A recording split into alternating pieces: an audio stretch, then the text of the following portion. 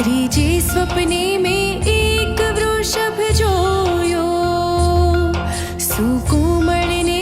શ્વેત વૃષભ જોયો,